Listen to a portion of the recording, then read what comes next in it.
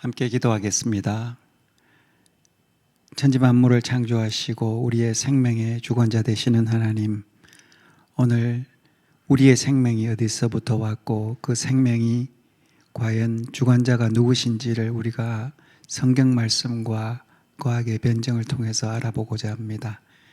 이 시간 주님께서 함께하여 주셔서 말씀을 전하는 저와 또 듣는 모두가 하나님의 깊은 은혜 가운데 들어갈 수 있도록 저희들을 인도하여 주시옵소서. 감사드리며 예수님의 이름으로 기도합니다. 아멘. 오늘 이 자리에 오신 모든 성도님들 주님의 이름으로 환영합니다. 오늘 이 시간에는 생명의 근원이 무엇이며 과연 우리 생명체는 어떠한 시스템인가, 그리고 이 시스템을 통해서 우리를 창조하신 하나님을 우리가 만나게 될 수 있는 그런 시간이 되기를 소망합니다. 오늘은 창세기 2장 7절의 말씀을 같이 읽도록 하겠습니다. 여호와 하나님이 땅의 흙으로 사람을 지으시고 생기를 그 코에 불어넣으시니 사람이 생명이 되리라. 이 말씀이 분명히 진리의 말씀인데, 이 말씀을 우리가 과학적인 변증을 통해서 우리가 한번 깊이 묵상하는 그런 시간이 되기를 바랍니다. 우리가 현재 존재하는 것들입니다. 생명체가 존재하고 시간이 존재하고 공간과 물질과, 그리고 우리 성도들은 영혼이 존재한다고 믿고 있는데, 이 존재하는 것들의 기원이 분명히 있어야 될 것입니다. 이런 기원의 가능성에 대해서 여러 가지 가능성이 있겠지만 결국 모두가 이 두 가지로 수렴이 될 수밖에 없습니다. 창조의 가능성과 창조가 아닌 가능성. 창조라고 했었을 때는 유신론적인 개념이지요.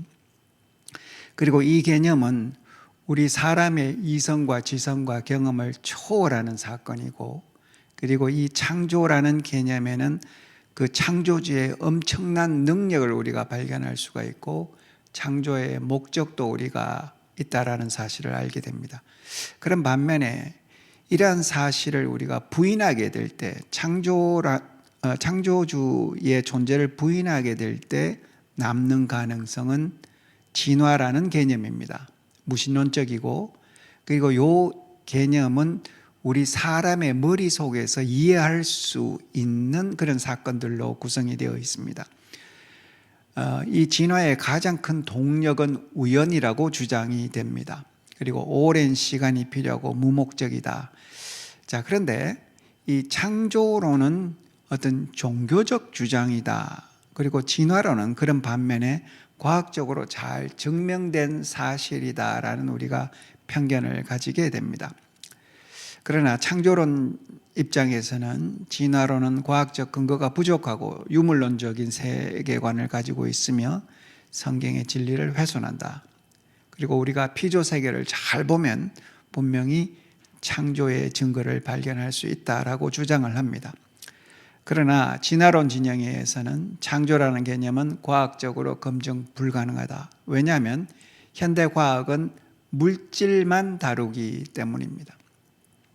그리고 이런 창조라는 개념은 비이성적인 사건이다. 신화적인 사건이다. 그래서 진화는 입증된 객관적 사실이다, 이렇게 주장을 합니다. 결국 이 두 가지의 가능성은 세계관의 대립이라는 것을 우리가 알게 됩니다. 과연 창조와 진화를 우리가 과학적으로 증명할 수가 있는가? 창조는 아무것도 없는 곳에서 무언가 만들어졌다. 우리가 물질을 다루는 현대과학으로 증명하기는 불가능한 사건이지요. 두 번째로 이 진화라는 개념 또한 마찬가지입니다. 수십억 년 오랜 세월을 통해서 이런 것들이 점차 변화해 왔는데, 이 과정을 현대과학으로 실질적으로 증명할 수가 있는가? 불가능한 이야기입니다. 왜냐하면 현대과학은 이렇게 이루어져 있습니다.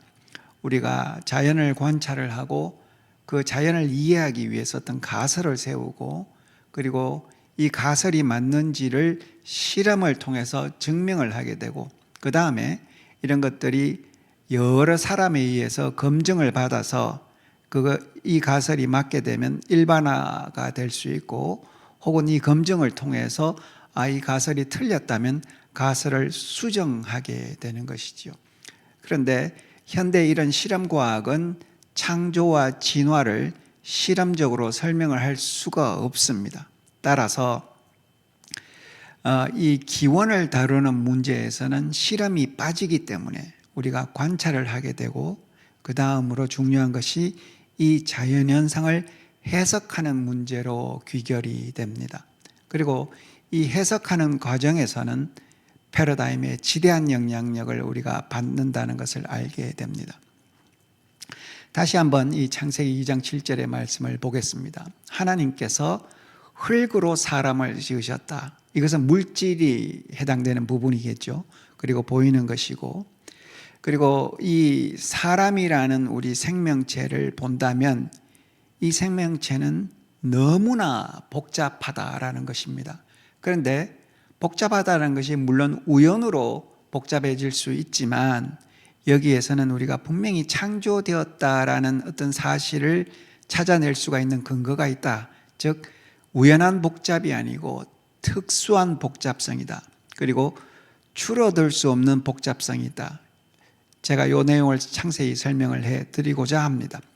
그 다음에 이렇게 복잡하게 만들어진 생명체에다가 하나님께서 생기, 그 하나님의 기운을 불어넣으니 이 생기는 우리가 물질이 아닌 것이죠. 보일 수 없는 것이죠. 그랬더니 생명이 되리라. 사실 우리 생명체에도 보이지 않는 어떤 기운들이 분명히 있습니다. 의식이라는 것, 인격이라는 것, 자아라는 것, 분명히 비물질의 세계가 존재하는 것이죠. 그래서 물질과 물질이 아닌 것이 합쳐져서 생명이 되었다라고 이야기를 합니다. 자, 생명체는 이런 지적 원인에 의해 설계되었다라는 변증을 하고자 하는데, 그 첫 번째가 이 생명체는 너무 복잡한데 이 복잡성이 굉장히 낮은 확률로 우연히 만들어진 것이 아니고 여기에는 분명한 목적이 결합이 되어 있다라는 사실입니다. 한번 예를 들어 보겠습니다. 여러분, 여기에 제가 그냥 무작위로 270칸의 이제 바둑판처럼 칸을 만들었고, 그 다음에 오른쪽 위에 보시면 큰 주머니가 있는데 여기에 까만색 돌과 흰색 돌을 가득 채워놓고 우리가 눈을 감고 무작위로 하나씩 끄집어내서 이 칸을 채워보겠습니다. 그랬는데 두 개의 패턴이 나왔다라고 가정을 했었을 때 과연 여러분, 이 두 패턴 중에 어느 쪽이 인위적으로 만들어졌는가 우리가 판단해 보라면 금방 알죠. 오른쪽이죠. 그런데 이 두 개의 패턴이 우연히 만들어질 확률은 사실 똑같습니다. 2의 270승 분의 1, 즉 10의 81승, 10에다가 동그라미를 81개 붙인 그 중에 한 패턴입니다. 그래서 이게 우연히 만들어질 확률은 극히 낮지만 오른쪽은 패턴이 왼쪽에 비해서 매우 특수합니다. 특수하다는 게 뭘까요? 이 안엔 정보가 들어가 있고, 이 정보라는 것은 우리에게 전달하려는 어떤 메시지, 목적이 있다라는 것을 알게 됩니다. 그래서 오른쪽 패턴이 나왔었을 때 우리는 이거 인위적으로 만들어졌다, 그렇게 판단할 수가 있다라는 것이죠. 사람은 혹은 생명체는 여러분 정보 기반에 입각한 시스템입니다. 정보가 있다라는 것이죠. 사람의 한 개의 세포를 보겠습니다. 이 안에는 5만여 종류의 단백질들이 있습니다. 개수가 아니고 종류입니다. 한 종류도 얼마나 많은 단백질이 개수로 이루어질지 우리가 잘 모르고 있습니다. 30억 개의 염기로 이루어진 DNA가 있고 수많은 RNA와 수많은 종류의 탄수화물, 지질들이 포함이 되어 있습니다. 이런 한 개의 세포가 있는데 우리 사람 성인의 경우는 이런 세포가 약 20조 내지 30조 개로 구성이 되어 있을 것이라고 추정하고 있습니다. 이 세포 하나 안에는 생명의 설계도라는 이름을 붙인 물질이 있는데 그것이 우리가 너무 잘 알고 있는 DNA라는 물질이지요. 여러분, 이 왼쪽에 있는 이미지는 우리가 세포를 반으로 잘라섰을 때 아주 간단하게 세포의 그 단면을 보여주는 이미지입니다. 그리고 그 중간에 아주 큰 공간이 있는데 이것을 핵이라고 부릅니다. 그리고 이 핵 안에 이런 DNA가 굉장히 복잡한 DNA가 들어가 있습니다. 자, 오른쪽 사진은 실제로 세포의 단면을 전자현미경으로 촬영한 실제적인 사진입니다. 중간에 둥그런 핵이 보이고 이 핵 안에 우리가 참 설명하기 너무나 힘들지만 이렇게 눈으로 확인이 되지만 잘 알 수 없는 DNA가 이렇게 엉켜져 있습니다. 그리고 이 핵 안에 또 아주 까맣게 보여지는 DNA의 또 어떤 특수한 지역들이 이렇게 눈에 보이기도 합니다. 그리고 이 핵 주변을 따라서 여러분 동글동글한 조그만 어떻게 벌레 같은 모습이 있는데 이것이 미토콘드리아입니다. 우리 세포 내에서 에너지를 만드는 기관이고 이 미토콘드리아 안에도 아주 작은 분량의 DNA가 들어가 있습니다. 자, DNA를 자연과학자들이 연구를 하면서 이런 구조가 있다라는 것을 밝혀내었습니다. 세 모습 다 동일한 DNA를 보여주는 것이고 DNA는 이렇게 두 줄이 꼬여 있습니다. 그래서 이중 두 줄로 되어 있고 나선이 다 꼬여 있다라고 표현을 합니다. 그리고 이 두 줄 사이에 연결된 부분이 있는데 이것을 우리가 염기라고 부릅니다. 그리고 이 염기는 4개의 종류로 이루어져 있습니다. 그 4개의 염기를 영어로 표현을 하면 ACGT라고 표현을 합니다. 그럼 이 두 줄 사이에 ACGT라는 염기가 쭉 계속 이어지고 있는 것이죠. 그 일부분을 한번 보도록 하겠습니다. 자, 왼쪽에 DNA의 염기를 우리가 일부분을 연구를 해서 밝혀낸 그 염기의 서열입니다. 1번부터 제가 읽어본다면 CAT, AAT, GTG 이렇게 쭉 이제 연결이 되고 있는 것이죠. 그런데 여러분 이걸 보시면 이게 너무 답답하고 이해가 안 되는데 이 ACGT를 우리가 1, 2, 3, 4로 대입을 해서 변형을 시켜본다면 이런 모습이 나올 수 있을 겁니다. 훨씬 더 편하죠. 21, 2, 3, 4, 11, 2, 3, 4. 이게 4개의 코드로 이루어진 어떤 암호 체계이겠구나라는 것을 우리가 알 수가 있습니다. 그러면 이제 자연과학자들은 이 암호를 해독을 하는 거죠. 이 안에 어떤 정보가 담겨 있는가? 이게 이제 자연과학자들이 하는 주요 임무 중에 하나입니다. 자, 지금 이 페이지에서 제가 약 한 2,000개 정도의 염기 서열을 보여드렸는데요. 세포 하나 안에는 이러한 염기 서열이 약 30억 개로 이루어져 있습니다. 만약에 우리가 이 염기를 이 ACGT라는 순서를 우리가 다 파악을 한 후에 이걸 인쇄를 해보자라고 한다면 한 페이지에 한 3,000개 정도의 코드를 인쇄를 한다면 1,000페이지 분량의 책이 1,000권이 나와야 됩니다. 그러면 이걸 우리가 한 500장 정도의 책이라면 두께가 한 5cm 정도 될 거고 이걸 1,000권을 쌓아 본다면 아파트 한 17층 높이 정도로 우리가 쌓아야 됩니다. 그리고 이 세포 안에 실제 DNA 길이를 우리가 계산을 해보면 이게 한 2m 정도 됩니다.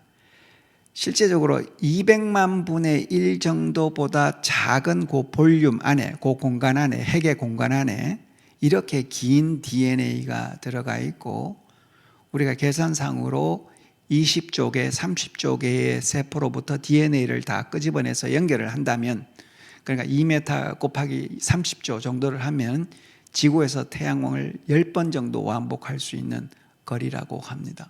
굉장히 이제 엄청난 양의 DNA가 우리 몸속에 있는 것이죠. 자, 이 안에는 과연 어떠한 데이터가 있을까? 자, 이 세포 조그만 핵 안에 30억 개의 DNA로 이루어진 물질, 그 길이가 2m다. 책으로 찍어낸다면 우리가 뭐 1000권, 뭐 어떨 때는 뭐 3000권 이렇게 된다라고 가정을 해봅니다.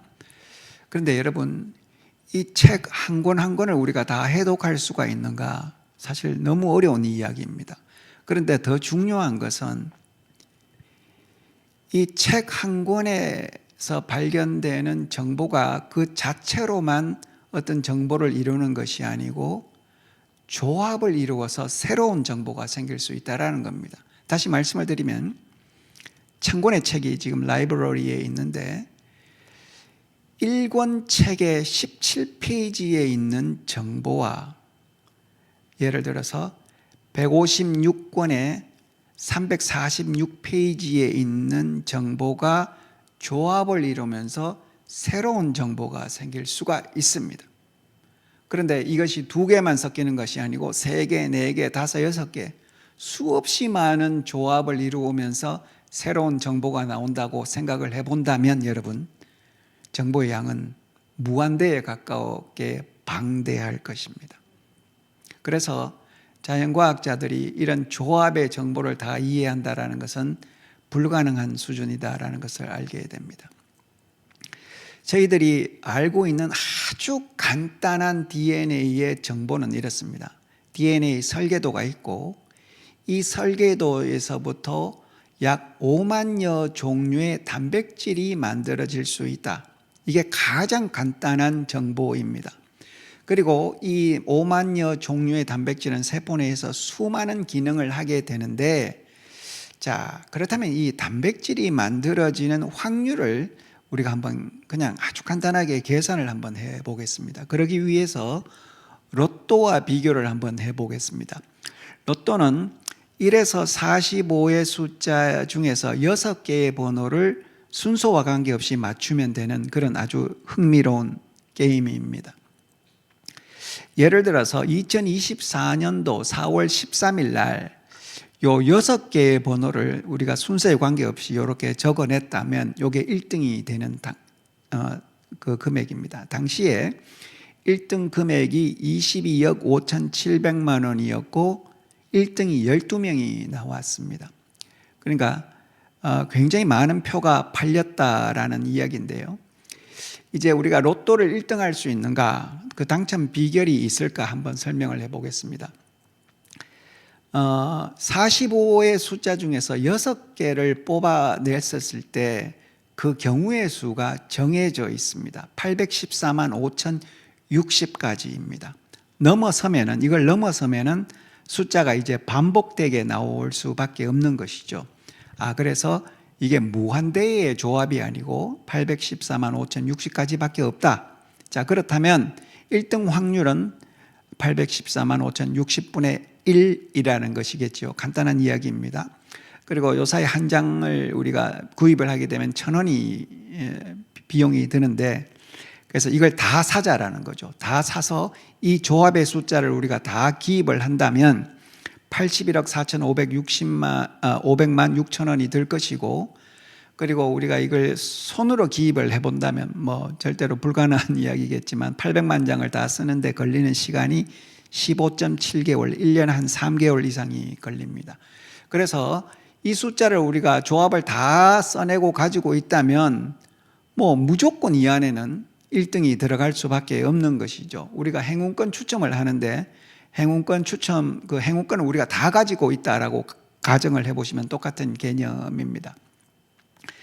자, 그런데 이제 그 아까 1등이 12명이 나와서 그때 한 20억 정도밖에 못 가지고 가니까요. 세금 떼고 이러면은 뭐 아마도 우리가 부채가 60억 이상 생길 겁니다. 그래서 1등은 할 수는 있는데 돈은 벌 수가 없다라는 그런 슬픈 이야기입니다.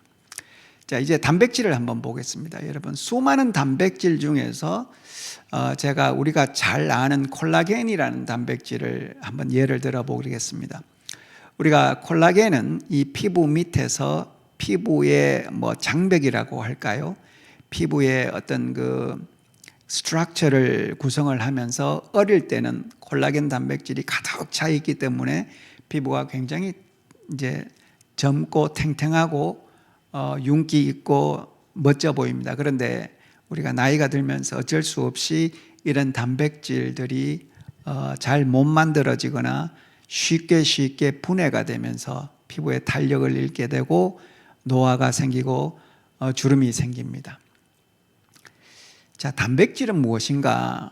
세포 내에서 이제 다양한 단백질이 있고 5만여 종류가 있다고 말씀을 드렸습니다. 그리고 수많은 다른 기능을 하는데 이 단백질은 아미노산이 중복이 되면서 만들어지는 복합체예요. 사람의 경우 아미노산이 20종류가 있습니다. 그래서 이 아미노산이 20종류가 이렇게 쭉 연결이 되면서 어떤 만들어지는 것을 단백질이라고 하는데, 자, 그렇다면 단백질이 아미노산이 몇 개가 필요하냐? 그리고 순서는 어떻게 정해지느냐? 이것이 제일 중요한 관점인데요. 이것을 유전자, DNA가 결정을 해 줍니다. 자, 예를 들어서 이렇습니다. 여러분, 어떤 단백질이 있는데 12번 아미노산이 첫 번째 위치에 자리 잡아라. 이걸 DNA가 지정을 해주는 거죠. 두 번째 8번이 오라, 2번이 오라, 이렇게 쭉 연결이 돼서 마지막까지 14번 오면은 그만두라. 이게 DNA가 결정을 해줍니다. 그럼 이 전체의 개수도 DNA가 결정을 해주는 거죠. 그런데 이 아미노산이 이렇게 일렬적으로 선상으로 만들어져서 이렇게 있는 게 아니고, 여러분 왼쪽 밑에 사진을 보시면 이 아미노산들의 성질이 다 달라요. 그래서 어떤 거는 서로를 당기기도 하고 밀어내기도 하고 이러면서 1차적으로 선형 구조에서 3차원적인 디멘션을 가진 어떤 단백질로 접히게 됩니다. 오른쪽 밑에 있는 것은 어떤 단백질의 그 구조를 이렇게 보여주는 것이죠. 그래서 이 3차원적인 구조를 가지면서 이 단백질이 자기가 맡은 아주 특수한 임무를 수행하게 됩니다. 자, 콜라겐은 2944개의 아미노산으로 이루어져 있습니다.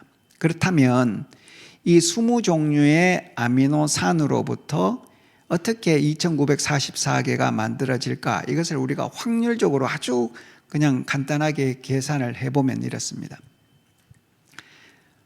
552주 연속으로 로또가 1등이 되는 확률과 정확하게 같습니다. 최소한으로 확률을 계산해 본 내용입니다. 10년 8개월 동안 어떤 사람이 계속 로또가 1등이 된다. 이거를 우리가 우연으로 볼 수가 있는가?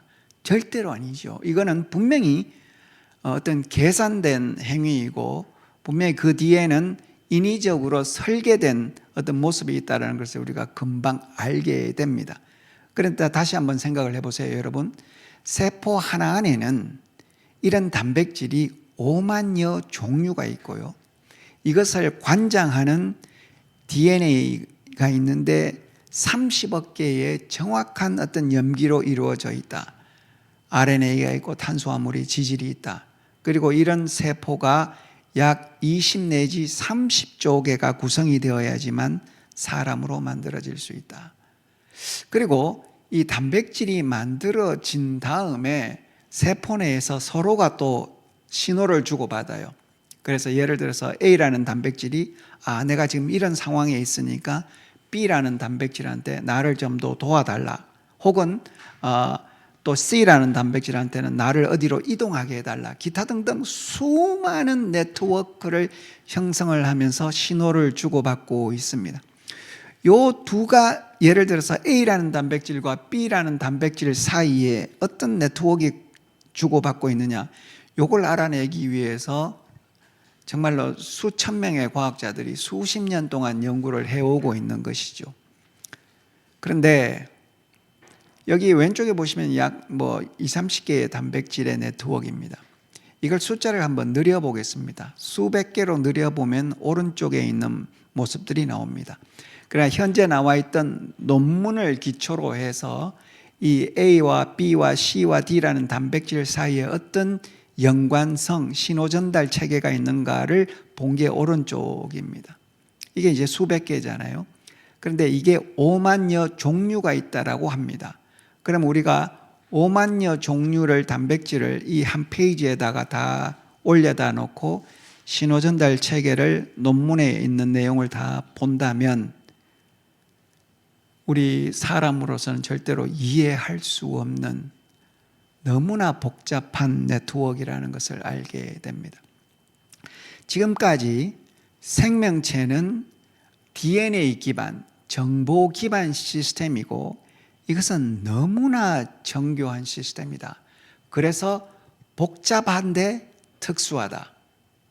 그래서 이런 것들을 봤었을 때 이런 생명체는 결코 우연히 만들어질 수가 없고 분명히 누군가가 어떤 존재가 설계했을 것이다 라고 우리가 변증할 수가 있습니다. 두 번째로 줄일 수 없는 복잡성이 있습니다. 이게 무엇인가?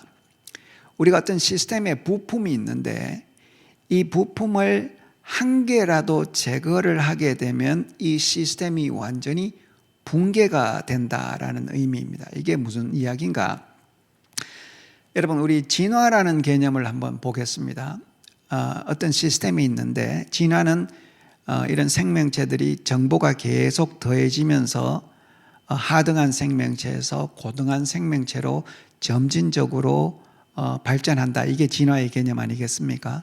그래서 이제 왼쪽에 보시면 어떤 하나의 빨간 색깔의 하나의 정보를 가진 시스템이 존재를 했는데 이게 잘 살았습니다.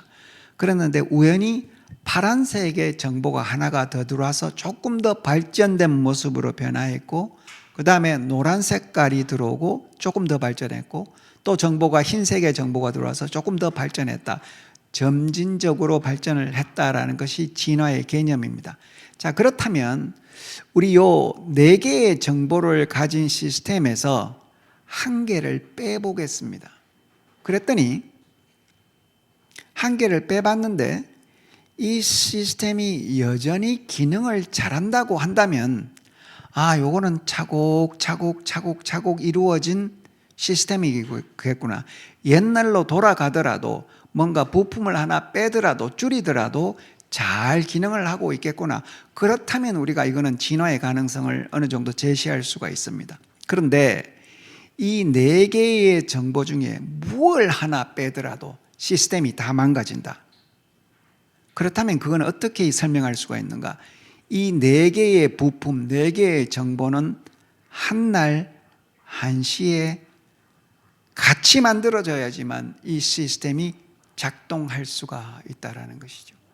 그래서 우리는 이 생명체를 보면서 이 생명체는 엄청난 톱니바퀴처럼 하나로 돌아가고 있는데 이 중에 하나라도 톱니바퀴를 뺀다면 모든 것이 스톱한다, 망가진다. 이렇게 우리가 변증할 수가 있습니다. 그래서 줄일 수 없는 복잡성은 생명체에서 우리가 너무나 쉽게 발견할 수가 있다는 겁니다. 자, 미시적으로 한번 보겠습니다. 세포 안에 유전자가 있고 단백질이 만들어진다고 했죠. 그리고 이것을 위해서 에너지가 필요합니다. 이 3개의 큰 개념들이 정말 톱니바퀴처럼 물려서 돌아가는데 이 중에 하나라도 없으면 우리가 에너지가 공급이 안 되면 마지막 시스템들이 다 무너지고 단백질이 없으면 유전자가 존재할 수도 없고 에너지도 만들어지지 않고 유전자가 또 존재하지 않는다면 이 모든 시스템이 망가지고 유전자 중에서도 또 특별한 하나의 유전자가 없다면 이 시스템이 망가집니다. 결국 우리가 이 미시적으로 세포 하나 안에 보더라도 이 모든 시스템은 완벽하게 한 개의 큰 시스템을 위한 부품으로 작동하고 있다는 것을 알게 됩니다. 조금 더 키워서 우리가 거시적으로 신체 기관을 보겠습니다. 왼쪽에 있는 것이 우리가 너무 잘 아는 허파의 모습이고 오른쪽은 심장이지요. 이 2개의 기관이 너무나 밀접하게 연관이 되어 있으면서 우리가 혈액에 산소를 공급을 하고 또 이산화탄소를 밖으로 내뱉는, 그래서 이 2개의 시스템이 어느 한쪽이 미완성이 된 상태라면 생명은 즉각 종료될 수밖에 없다라는 것이죠. 그래서 우리가 미시적으로 보든 혹은 거시적으로 보든 어떤 관점으로 보더라도 생명체는 완전한 어떤 부품으로 이루어져 있다. 이렇게 말씀을 드릴 수 있습니다. 자, 이게 이제 눈동자가 움직일 수 있는 주변에 수많은 근육들이 붙어 있습니다. 그래서 우리가 정말 의식하지 않게 우리는 눈동자를 정말 사방으로 마음대로 움직일 수 있죠. 그런데 마찬가지로 여러분 보십시오. 이 중에 근육이 하나라도 생기지 못한다면 우리는 눈동자를 움직일 수 없을 것입니다. 자, 지금까지 우리가 생명체가 얼마나 특수하냐, 물질이라는 입장에서 설명을 드렸습니다. 이게 목적이 있다, 정보가 있구나. 그리고 두 번째로 이 모든 시스템이 차곡차곡 진화처럼 쌓여서는 절대로 설명할 수 없는, 살아남을 수 없는, 한날 한시에 어느 날 갑자기 완벽한 형태로 출현해야지만 되는 시스템이겠구나라는 것을 봐왔습니다. 그런데 이것이 끝이 아니라는 것이죠. 자, 이 물질이라는 시스템 안에 우리가 뭔가 눈으로 볼 수 없는, 물질로는 설명할 수 없는 어떤 신호들이 있다라는 겁니다. 세 번째, 물리적 신호에서 비물질적인 가치로 전이되는 형태를 우리가 볼 수가 있습니다. 그런데 이것은 유물론으로는 절대로 설명할 수 없는 부분인 거죠. 즉, 우리가 무엇을 인식을 하고 있다, 우리가 무엇을 의식을 하고 있다, 그리고 우리에게 인격이 있다, 이런 영역이 우리 몸 안에 존재한다라는 겁니다. 설명을 좀 드려보겠습니다. 평형, 우리가 길을 편안하게 걸을 수가 있고 계단을 걸을 수가 있고 혹은 우리가 미끄러지더라도 금방 몸의 균형을 잡을 수 있는 시스템, 이게 어떤 것인지를 설명을 해보고자 합니다. 여러분, 우리가 그 평면에서 2차원적인 세계에서 한 지점을 지정할 때는 줄을 두 개를 끄면 되는 것이죠. 그래서 동경 131, 북위 37을 이렇게 맞추면은 독도라는 지점이 나옵니다. 이건 이제 간단하죠. 그런데 이것을 2차원에서 3차원 공간으로 우리가 발전을 시키게 되면 공간에 있는 어떤 특정한 위치를 우리가 정해보자 이러면 좌표가 3개가 필요합니다. 자, 오른쪽에서 보시면 평면에서 세 칸과 5번째 칸에서 만나는 지점에서 또 위로 4칸을 가보자 이러면 공간에 있는 어떤 물질의 위치를 우리가 정할 수가 있습니다. 그래서 공간 좌표는 3개가 필요하다라는 것이고 너무 당연한 이야기입니다. 자, 우리 몸 속에도 공간 좌표가 있다라는 것이죠. 자, 오른쪽에 보시는 것이 우리 귀 안에 존재하는 평형기관입니다. 여러분, 오른쪽 밑에 동그랗게 붙어 있는 것은 달팽이관, 이것은 소리를 분류하는 기관이에요. 그런데 평형기관, 우리 몸의 중심을 잡아주는 기관은 이 달팽이 기관이 아니고 이 오른쪽 그림에서 보시면 파란 색깔로 표현이 되어 있는데요. 자, 여러분 관을 한번 보십시오. 빨간색으로 이루어진 관이 있고 그 다음에 파란 색깔로 이루어진 관이 있고 노란 색깔로 이루어진 관, 즉 3가지의 축이 있다라는 것을 알게 됩니다.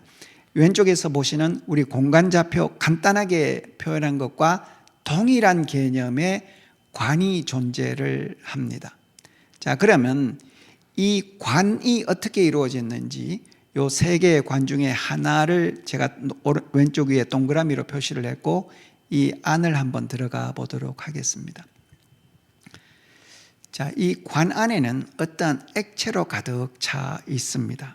그리고 여러분 요 밑에 보시면 촛불처럼 이렇게 그림이 그려져 있는 건데 요거를 영어로 헤어셀, 그러니까 끝이 털같이 보인다. 그런데 요거를 이제 털세포 혹은 모세포 이렇게 표현을 할 수가 있습니다. 자, 이 털세포 끝에 파란 색깔로 표현이 된 아주 가느다란 막이 이 관의 반대쪽 세포에 연결이 되어 있습니다. 자, 그런데 우리가 머리를 움직였습니다. 그랬더니 이 안에 들어있는 액체가 관성에 의해서 오른쪽으로 쭉 이동하면서 이 파란 색깔의 막을 밀어냅니다. 그렇다면 이 파란색 밑에 연결된 털세포의 털들이 오른쪽으로 이렇게 기울어지게 되는 것이죠. 그래서 그 다음에 이 기울어진 정도를 여러분 제일 밑에 보면 전깃줄 같이 한 4개 정도가 표현이 되어 있네요. 이게 신경세포입니다. 그래서 기울어진 정도를 이 신경세포의 전기신호로 전달을 하게 되는 것이죠. 그러면 여러분 이 왼쪽에 있는 3개의 관이 우리가 머리를 움직일 때마다 이 모든 움직이는 정도를 전기신호로 변형을 해서 뇌에게 전달을 합니다. 그러면 뇌는 내 머리 위치가 지금 어디 있구나, 내 몸의 중심이 어디 있구나를 파악을 하고 다시 모든 근육에다가 그 신호를 내보내는 것이죠. 그래서 내 중심이 여기 있으니 넘어지지 말고 잘 걷도록 해라고 이야기를 합니다. 자, 그런데 여러분, 이 공간이 기울어지면 어떻게 될까요? 예를 들어서 이런 겁니다. 이 방에 있는 모든 물건들을 벽마다 우리가 다 고정을 했다라고 가정을 해볼게요.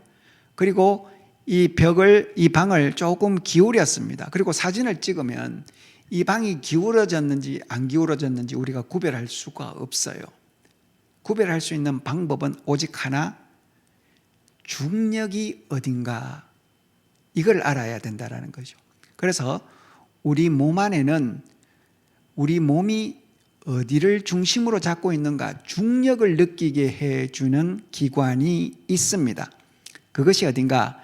여러분 바로 아까 말씀드렸던 그 고리관 바로 밑에 자그마한 주머니가 있는데요. 이 주머니를 확대를 해보면 오른쪽 안에 이런 모습이 보입니다. 제일 위에 조그맣게 육각형 사각형 같은 조그만 돌들이 있는데 이게 칼슘 덩어리입니다. 이 덩어리들이 바로 밑에 있는 파란 색깔의 주머니를 밑으로 싹 누르게 되는 거죠. 그랬더니 이 주머니에 또 연결된 털세포가, 또 다른 털세포가 있습니다. 그래서 이 털세포가 주머니가 눌려진 정도를 또 신경세포의 신호로 전달을 하게 되는 거죠. 자, 오른쪽을 보십시오. 우리가 머리를 아래로 숙였다라고 하면 요 조그만 덩어리들이 주머니를 밑으로 이제 내려가게 하는 겁니다. 중력에 의해서. 그럼 털세포가 밑으로 싹 움직이겠죠.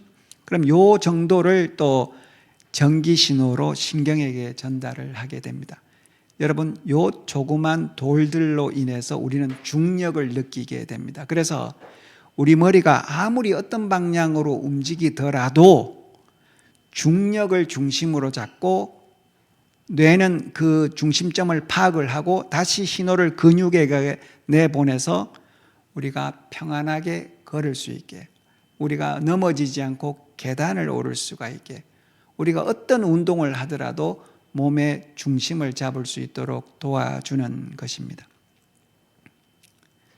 여러분 왼쪽 위에 사진에 그 털세포의 털에 대는 모습이고 오른쪽 밑에가 요것이 조그만 것들이 있는데 요게 칼슘 덩어리고 요것을 우리가 이석이라고 부릅니다. 귀 안에 있는 돌. 그래서 이 이석이 원래 있는 위치에서 가끔씩 탈출할 때가 있습니다. 탈출하면서 이 아까 있던 그 고리 안으로 들어가서 교란을 일으키는 거죠. 그렇다면 갑자기 막 이 교란이 일어나면서 우리는 어지럼증을 느끼게 되고 어떨 때는 중력을 못 느낄 때도 되고, 그런데 이제 이석은 그렇게 돌다가 다시 주머니로 들어올 수도 있고요. 혹은 시간이 가면서 녹아져서 없어질 수도 있습니다. 그래서 금방 이제 좋아질 수 있는 것이죠. 자, 여러분 오른쪽 밑에 다시 그림을 보시면 요 파란색 주머니에서부터 노란 색깔로 연결된 것이 신경다발입니다. 그래서 고리관에서 세 개의 고리관에서 움직이는 모습과 중력을 합쳐서 이런 내용들을 신경으로 전달을 해서 우리가 중심을 잡는 것이죠. 두 번째로 시각도 한번 보겠습니다. 우리가 시각은 너무 잘 아는 것처럼 이 눈동자를 통해서 빛이 들어오게 되고, 그럼 이것을 또 빛을 분석을 해서 여러분 오른쪽 밑에 보이시면 노란 색깔로 시신경이라고 이루어져 있습니다. 이게 신경 다발인데 이것이 뇌로 전달이 되면서 지금 이 빛을 파악을 하는 거죠. 분석을 해서 우리가 무엇을 보게 될 수 있습니다. 그러면 빛이 들어왔었을 때도 결국은 이 빛이 신경세포로 신호로 전달이 되고, 우리가 머리를 움직였었을 때 털세포가 움직이면서 그 움직인 정도를 신경세포의 전기로 전달하게 되고, 냄새도 마찬가지고 소리를 듣는 것도 마찬가지고 우리가 접촉하는 것도 마찬가지입니다. 결국은 이 모든 것들이 신경세포로 전달이 돼서 뇌로 가게 되는데, 신경세포는 어떤 것인가? 여러분 왼쪽에 보시면 플러스 마이너스 이렇게 되어 있죠.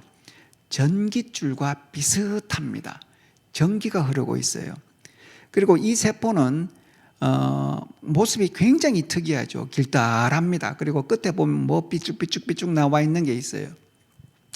이 삐쭉삐쭉 나와 있는 것들이 다른 또 신경세포와 연결이 되면서 네트워크를 이루게 됩니다. 이제 오른쪽에 있는 것이 이제 신경세포의 어떤 모습이고요. 그리고 중간에 보면 까맣게 동그랗게 나와 있는 것이 세포의 핵입니다. 이 세포는 굉장히 특이하고 모습이 다르죠. 그리고 길이가 굉장히 깁니다. 보통 사람의 경우 이 길이가 1m 이상 되는 엄청나게 긴 세포가 신경세포입니다. 자, 그런데 여러분 이 신경세포들이 결국 뇌로 가게 되잖아요. 그렇죠? 뇌로 다 모이게 되고 뇌에서 분석을 해서 또다시 신경을 통해서 온몸으로 그 명령을 전달을 하는데, 그러면 이 뇌에는 도대체 뭐가 있을까? 과학자들이 사람의 뇌를 끄집어내서 이걸 자르기도 하고 엄청난 분석을 해봅니다. 여러분 요게 보는 것이 이제 사람의 뇌고요. 굉장히 부드러운 조직입니다. 또 요 경우는 요것을 단면으로 잘랐었을 때 뇌 안에 무엇이 있는가? 결국 다 세포들입니다. 요것도 또 다른 모습이고, 요 중간에 있는 이제 노랗게 보이는 부분이 이제 척수와 연결이 되는 부분입니다. 지금 제가 무슨 말씀을 드리려고 하느냐? 이 신경다발들이 쭉 뇌로 가서 그 끝이 무엇인가를 봤더니 결국은 이런 물렁물렁한 조직에 신경세포들이 모여 있는 곳입니다. 요 모습은 초파리의 신경세포들을 한 개 한 개씩 색깔로 지도를 만들어 본 겁니다. 그러니까 이 안에 얼마나 많은 신경세포가 이렇게 존재를 하고 있는지 우리가 알 수가 있어요. 양쪽이 이 초파리의 눈입니다. 지금 무슨 말씀을 드리려고 하는지 이게 키포인트입니다, 여러분. 자, 보이지 않는 것들이 있다라는 것이죠. 우리가 본다라는 것도 보이지 않는 것이고 듣는다라는 것도 보이지 않는 겁니다. 우리는 냄새를 맡는다라는 것도 보이지 않는 거다. 자, 우리가 본다라는 걸 한번 보겠습니다. 눈에서부터 빛이 들어왔고 이 빛이 신경세포로 전달이 되어서 뇌로 갔습니다. 자연과학자들이 그 끝이 어딜까 쭉 따라가 봤더니 세포라는 거죠. 귀에 들리는 소리가 있습니다. 고막을 통해서 그 진동을 달팽이관이 분류를 하고 그 분류된 신호들이 청각신경을 건드려서 전기로 쭉 올라가서 그 끝을 가봤더니 세포라는 겁니다. 이 뇌는 전부 각기 다른 신경세포로 이루어져 있다는 겁니다. 이게 끝이라는 거예요. 그런데 여기서부터 어떻게 이 신경세포에서 어떻게 우리가 보이지 않는 것들, 우리가 보게 되느냐 하는 거죠.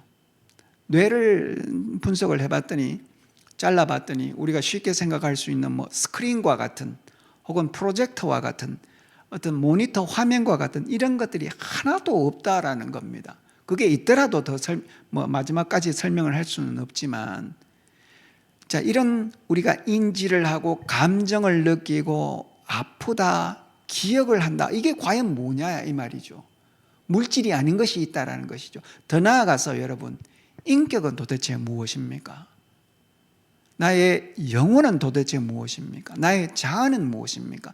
이것은 물질로는 절대로 설명할 수 없는 그 어떤 것들이 우리 몸 안에 있다라는 증거입니다.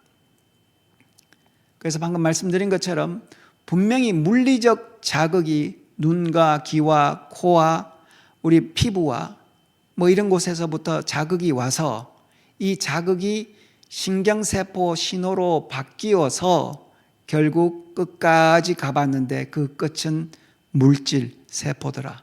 그런데 이 세포에서부터 신비한 전이가 일어나서 물질이 아닌 기억과 감정과 고통과 우리가 인격을 이루게 된다. 이것은 진화론적으로는 절대로 설명하기 어려운 부분입니다.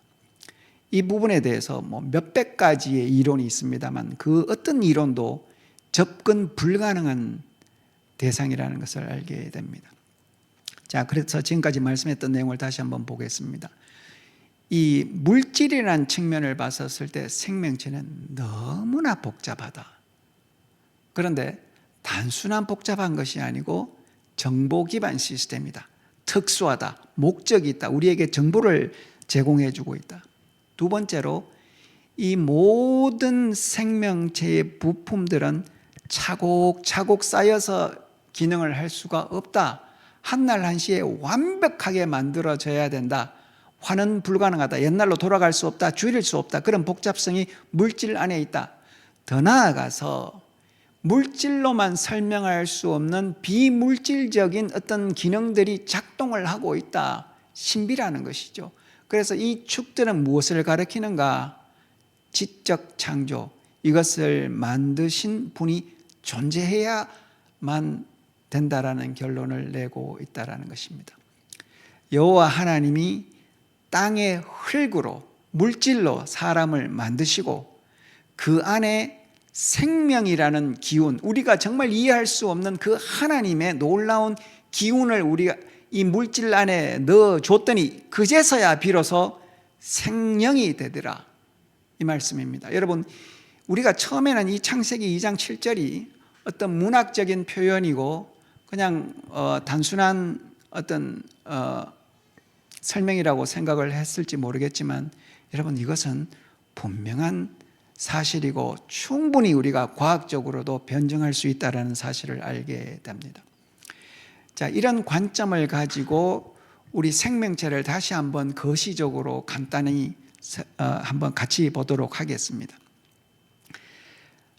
난자와 정자가 만나서 수정이 됩니다. 그러면 이 수정이 되고 나서 세포가 2개, 4개, 8개 기하급수적으로 일어나고 세포 덩어리가 만들어지고 이 세포 덩어리로부터 여러 가지의 기관이 생기면서 이제 완전한 성인이 만들어집니다. 이 기관은 이제 여성의 생식 기관이죠. 난소에서 한 달에 한 번 난자라는 생식 세포를 나팔관으로 내보내게 되고 나팔관이 이제 자궁 쪽으로 이동을 합니다.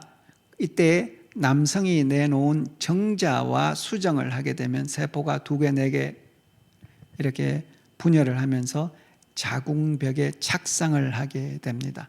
자, 실제 사진입니다. 난자의 모습과 정자의 모습이고 세포가 분열해서 4개가 된 모습이고 자궁벽에 세포 덩어리가 착상한 모습입니다. 자, 이제 이 어머니로부터 영양분이 공급이 되면서 정말 전 우주적인 사건들이 발생을 합니다. 여러분, 수정이 되고 임신이 되고 32일 된 태아 위쪽의 중간 사진이죠. 보시면 심장의 생성이 뚜렷하게 보이죠. 그리고 등을 따라서 척추뼈의 모습이 희미하게나 보입니다. 그리고 수많은 혈관들이 지금 움직이고 있구나. 이게 혈액이 벌써 공급이 되고 있구나라는 것을 알게 됩니다. 자, 시간을 조금 지나서 제일 오른쪽 밑에 있는 태아를 보겠습니다. 이게 임신이 되고 한 44일 정도 된 태아 정도라고 보여지는데요. 손과 발의 모습이 뚜렷합니다. 눈의 모습이 보이고 귀의 모습이 보입니다. 자, 이 태아가 어느 정도 크기인가? 폭이 1cm, 키가 2cm 정도 되는 우리 어른의 엄지 손톱의 2배 정도 되는 크기입니다. 여러분, 요 크기 안에 지금 작은 기관들이 완벽하게 지금 만들어지고 있다라는 사실이죠. 자, 이제 임신이 된 태아, 50일 된 태아와 54일 된 태아의 발가락을 비교를 한번 해보겠습니다. 이 발가락을 확대를 해보면 이렇습니다.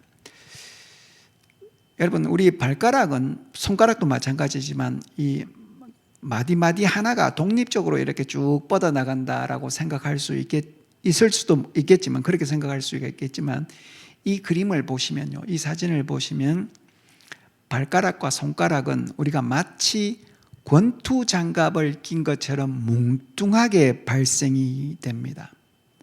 그러다가 요 마디마디 사이에 있는 세포가 죽음으로써, 스스로 죽음으로써 공간을 창출해내는 것이죠. 정말 신비 중의 신비입니다. 효율의 극대화라고 볼 수가 있겠죠.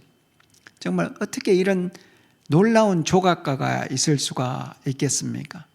그러면 우리가 이 세포가 점점 많아지고 이 태아의 크기가 커지는데, 언제 어떤 세포가 얼마만큼 죽어야지만 정확한 공간을 만들 수가 있는가? 여러분, 얼마나 놀랍습니까? 우리 사람은 이걸 연구를 하기가 너무 힘들어요. 우리 잘 모르겠어요. 그런데 우리 시스템은 이걸 완벽하게 알고 있다라는 것이죠. 이게 이제 왼쪽에 있는 모습이 쥐의 모습입니다. 쥐도 비슷하게 발생을 합니다. 그래서 이 오른쪽 사진을 보시면 왼쪽이 이렇게 두리뭉실한 모습이었는데, 오른쪽에 보시면 색깔이 진하게 염색이 되어 있는 세포들이 죽기 시작을 하는 부분입니다. 그래서 이제 발가락이 만들어지는 것이죠. 이게 만약에 실패를 하게 된다면 정말 드물게 이렇게 손가락이 분리가 되지 않는 아주 희귀한 질병이 생길 수도 있다라는 겁니다. 자, 4개월이 되면 남녀 성별을 구별할 수가 있고 다양한 감정을 느끼게 되고, 5개월이 지나면 여러분 손가락의 지문이 완성이 됩니다. 일란성 쌍둥이, 우리가 유전 정보가 똑같다라고 생각되는 일란성 쌍둥이도 지문이 달라집니다. 알 수가 없어요. 그래서 이 지문이라는 것은 우리 사람의 숫자가 아무리 많더라도, 지금 70조, 100조, 1000조, 얼마라도 하더라도 이 안에는 하나님께서 우리만 가지는 도장을 주시는 거죠. 놀라운 정말 사건입니다. 8개월이 지나면 이제 크기가 굉장히 커졌고, 이제 어머니의 목소리를 구별하고 빛과 어둠에 대해서 아주 민감하게 반응을 합니다. 이제 다 성인이 된 해부 사진을 한번 볼게요. 왼쪽이 신경망입니다. 아주 간단하게 그려진 신경망이에요. 여러분, 이게 다치게 되면 우리가 몸을 움직일 수가 없고 혹은 극심한 고통에 이를 수가 있습니다. 중간에 있는 모습이 혈관입니다. 그래서 우리가 아주 미세한 혈관까지 다 길이를 계산을 해보면 지구를 2바퀴 반 정도 감을 수 있는 혈관으로 계산이 됩니다. 오른쪽은 근육의 모습입니다. 이런 사건들이 언제부터 발생했는가? 세포 하나, 난자와 정자가 수정이 된 그 순간, 그 안에 여러분 이 모든 계획들이 다 들어가 있다라는 거죠. 여러분, 그 안에 수정된 세포 하나 안에 장차 귀에 평형기관을 만들 것이고, 고리를 만들 것이고 중력을 인식을 할 수 있는 시스템을 만들 것이다 라는 계획이 그 안에 다 들어가 있다는 것입니다. 허파는 산소를 흡수를 하고 탄산가스를 배출하는 기관입니다. 그래서 꽈리 형태로 이루어져 있는데요, 공기와 접촉하는 면적을 최대한 키우기 위해서 3억 개 정도로 이루어져 있고, 이걸 다 펴면 20평 규모의 면적이 나옵니다. 심장은 우리 어른의 주먹 정도의 크기인데 우리 전체 혈액이 한 4.7리터 정도 된다고 보여집니다. 이걸 하루에 1000번 정도 순환을 시켜요. 그럼 하루에 10만 번 펌프질을 해야 됩니다. 매일매일. 그러면 이 근육이 얼마나 튼튼해야 될까 우리가 상상할 수가 있죠. 그리고 우리는 이 심장이 10만 번 펌프질을 할 때 피로감을 느끼지는 절대로 않습니다. 우리가 이 심장이 피로해졌다 혹은 심장이 있다라는 사실을 알게 되는 순간 문제가 생긴 것이죠. 그래서 이 모든 것들이 우리가 인식하지 않더라도 심장은 너무나 자율적으로 10만 번 펌프질을 매일매일 해주고 있다라는 겁니다. 왼쪽은 이제 목 부분에 우리가 피부를 벗겨보고 근육을 열어보면 수많은 신경다발들과 혈관들이 보이고, 중간 사진은 복부를 이제 열어본 모습입니다. 우리가 너무 익숙한 그 소화기관들이 있고 큰 혈관들이 있고, 오른쪽은 목 뒷부분을 절개를 했습니다. 작은 뇌가 보이고 척수가 중간으로 쭉 내려가고 있는 것을 볼 수가 있고, 척수에부터 온몸으로 신경다발들이 이렇게 퍼지는 것을 보실 수가 있습니다. 여러분, 이게 우리 사람 생명체라는 시스템입니다. 어떻습니까? 짧은 시간 이걸 제가 다 설명을 드리지 못했지만 잠시나마니라도 우리가 인식할 수가 있는 게, 이 시스템은 너무 완벽하구나. 우리 주위에 사람이 너무나 많고 생명체가 너무나 많고 태어나는 과정이 너무나 자연스럽기 때문에 그냥 그런 존재이겠구나 생각을 했는데, 이 안에 시스템을 분석을 해보니 여러분 어떻습니까? 전 우주를 담고 있는, 혹은 그 우주보다 더 큰 우주라는 사실을 알게 되고, 이 우주는 한치의 오차도 없이 완벽하게 움직이고 있다는 사실을 알게 됩니다. 자, 이 시스템을 이해하는 두 가지 관점, 진화론적인 관점과 창조론적인 관점을 다시 한번 정리를 해보겠습니다. 진화론은 이 모든 것이 조금씩 쌓여진다. 그리고 어떠한 목적이 없다. 어떻게 하다 보니까 이렇게 되었다. 라고 설명을 합니다. 그러나 우리 창조론에서는 이것은 처음부터 완벽하게 이루어져 있고 뚜렷한 목적이 있다는 것을 알게 되고요. 두 번째로 진화론에서는 이것은 단순한 변이, 유전자의 변이나 어떤 변이에 의해서 무작위적으로 축적이 되었다. 그러나 우리 창조론에서는 그런 이야기가 아니고 절대 하나라도 빠지게 되면 무너지는 굉장히 특수한 복잡성을 가지고 있다. 세 번째로 생명의 본질입니다. 진화론에서는 물질만 다루기 때문에 이 생기라는 것을 다룰 수가 없다라는 것이죠. 그러나 분명히 있다라는 사실은 우리가 누구나가 다 인정하는 사실입니다. 오른쪽에 다시 창조론으로 돌아가 본다면 단순한 물질, 이 물질이 그냥 있는 것이 아니고 이 안에 비물질적인 어떤 생기가 들어가게 됨으로써 정교한 결합에 의해서 드디어 생명이 되고 있구나라는 사실을 알게 됩니다. 자, 그렇다면 여러분, 우리 생명의 근원이 뭘까? 이 생명은 도대체 어디서 왔을까? 우리가 창세기 2장을 통해서 하나님께서 생기를 불어넣으셨다라고 분명히 말씀하셨습니다. 그 생기가 무엇일까? 요한복음 1장 3절과 4절을 제가 읽겠습니다. 만물이 그로 말미암아 지은 바 되었으니 지은 것이 하나도 그가 없이 된 것이 없느니라. 이 세상의 모든 것은 하나님이 만드셨다라는 것이죠. 그리고 4절입니다. 그 안에 생명이 있다. 여러분, 이 세상에 존재하는 모든 이 생명의 근원은 하나님이시다라는 거죠. 그분께서 우리에게 이 생명의 기원을 넣어 주셨다라는 것입니다. 이제 말씀을 정리하겠습니다. 또 다른 성경 말씀입니다. 로마서 1장 20절입니다. 창세로부터 그의 보이지 아니하는 것들 곧 그의 영원하신 능력과 신성이 그 만드신 만물에 분명히 보여 알게 되나니 그러므로 저희가 핑계치 못할지니라. 이 문장의 주어는 보이지 아니하는 것들입니다.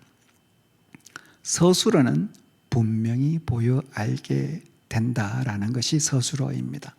보이지 아니하는 것들이 분명히 보여 알려진다. 보이지 아니하는 것들에 대한 설명이 따라오는데 그것은 영원하신 능력, 원래 존재하시고 불멸하시는 능력과 하나님의 성품, 이게 보이지는 않지만 분명히 보여 알게 되는데 만물을 보라, 하나님께서 만드신 만물을 보라. 오늘 우리 인간 생명체를 잠시 보았습니다. 그걸 보면은 이것이 결코 우연히 만들어지는 것이 아니고 영원하신 능력과 신의 성품을 가진 그 하나님께서 이것을 창조하신 것이다. 왜 이것을 모르냐? 왜 너희들이 하나님 없다라는 핑계를 하느냐? 2000년 전에 빛으로 오신 성자 하나님을 만난 사도 바울이 오늘 통찰력 있게 우리에게 선포하는 내용입니다. 여러분, 이것이야말로 진리고 이것이야말로 생명체를 설명할 수 있는 정답이고 유일한 길이라는 것입니다. 그래서 하나님께서 지으신 만물을 보면서 그분의 능력을 우리가 알 수가 있고 그분께서 우리에게 하신 약속, 죄를 지었지만 우리가 죽을 수밖에 없는 존재지만 그의 의 때문에, 그러나 그 사랑으로 우리를 용서하시고 창조된 원래의 모습, 영원한 생명으로 돌이키시겠다. 그 능력으로 우리에게 다시 약속하시는 내용입니다. 여러분, 이 약속을 굳게 붙들고 살아가는 귀한 성도님 되시길 주의 이름으로 축복합니다. 기도하시겠습니다. 하나님 감사합니다.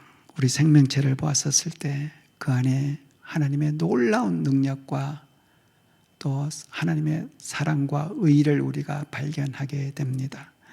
하나님, 진화론에서 하나님이 없다라는 여러 가지 주장을 하고 있지만 그 내용이 진실이 아님을 우리가 알게 됩니다. 특별히 우리의 자녀들을 주님 보호하여 주시옵소서. 세상의 공교육을 통해서 진화라는 이 개념을 우리 이성에 맞게, 우리 지식에 맞게 체계적으로 배우게 있습니다. 이 아이들이 그 진화론 교육을 받게 되면서 창조주 하나님을 너무나 쉽게 부인하게 되는 상황인데 우리 아이들을 주님 지켜주시고 우리 아이들에게 정말 하나님의 메시지를 바로 전할 수 있는 우리 부모님 될 수 있도록 축복하여 주시옵소서. 감사드리며 예수님의 이름으로 기도합니다. 아멘.